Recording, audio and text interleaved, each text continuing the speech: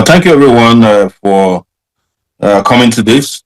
I am really excited to join you. I couldn't be in New York today because I have to be here in Abuja, where I'm facing some criminal trial by the Nigerian government for cybercrime. But that's a discussion for another day. What I want to talk about today is Huh? is my conversation today is about diaspora voting. Okay, hold on. And can you hear me? Yes, we can hear you. All right, all right. But it's to be specific about diaspora voting. Why should the diasporans vote? The diasporans have become almost the foreign investors that you have been hearing about ever since you've been hearing about foreign investors. It is Nigerians who now live abroad who actually are the foreigners who invest in Nigeria and on the continent of Africa. And anybody who brings in over $50 billion into any economy should not be asking or begging to vote. They should be the ones who determine likely how to vote, where they vote, because they'll be voting with their pockets. It's time for them to vote with their fingerprints. But I have to say this, and this is very important, that part of the reason why you see that the diasporans in Nigeria have become a little bit too laid back on this issue is the Nigerian government have always tried to control how the diasporans organize themselves.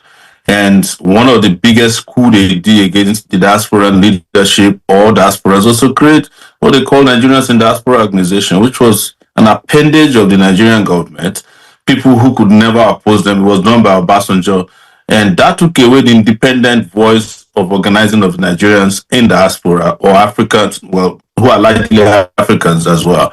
And I want to encourage Nigerians in the diaspora not to allow themselves to be sequestered under government-formed organizations. Form your own organizations. Determine how you push for your right to vote, because the Nigerian government did not form Western Union. They did not form any of the money transfer platforms. And you discovered, even when in terms of how the political conversations are framed, especially digitally, it is the Nigerians in diaspora that do most of the work. They do all the discussions. They're the ones who help frame the narrative on how to fight corruption. They bring in their own ideas. And we have very powerful people, well-trained people, Nigerians who, when they're given the opportunity, not just at level of voting, they must also be represented in our parliament. And when you're talking about representation, it's not to ask Nigerians in diaspora to come and get land in Abuja. That's not what we are talking about.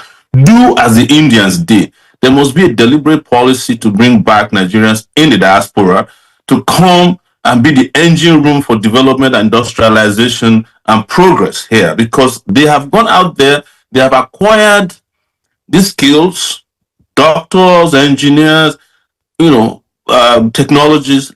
Let them have a way to come back. But nobody's coming back home. If they come home and you have a shambolic nation, you have an airport where people are beggars, or putting their hands into your pocket, where the police is ready to kill you at the slightest provocation. A diasporan who just came to Ikorodu has just been shot and brought back. Let me tell you how bad it is to be a Nigerian in diaspora and how Nigerians feel about being, coming back home. A Nigerian was kidnapped and killed in this country, and his family requested to repatriate his body back to the US for burial. That's how bad it is. And I'm talking to you as someone who's been in diaspora for 20-something years. When I brought my skills, my ideas into this country, what did they do? They try to kill it. As I'm talking to you now, Nigerian government sees my passport simply because I saying that I want a better country. But to conclude this, we must look at the smaller countries around us who are doing diaspora voting. South Africa is doing it, Algeria is doing it, Tunisia is doing it. There is no excuse for Nigerians not to force. I'm using the word force. I'm not saying physical violence, but you must do everything you can. Use your economic power to force the Nigerian government to make sure you are part of the voting population. The reason they don't want you to vote, let me tell you before I conclude, is that there are 6 million Nigerians outside. The person who wins the presidential election in Nigeria is usually by 12 million. The last person was 9 million after they did what they had to do with the figures. If they know that the 6 million Nigerians abroad, you can't bribe them with bread, clothes, and groundnut. Those people have independence. They have the ability to determine who the best leaders are based on, the parameters that they use to judge great leaders. And if you come to vote, that 6 million people is who they're afraid of. And we must put our money where our mouth is. And this time around, it's not just putting our money where our mouth is.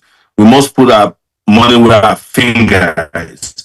Use your economic power to force these guys to ensure that you can vote. And we can start using electronic voting from the diaspora so that they can know here that it could work. I want to thank everyone for coming. Such a short time, but I appreciate seeing you guys virtually again. Have a nice day.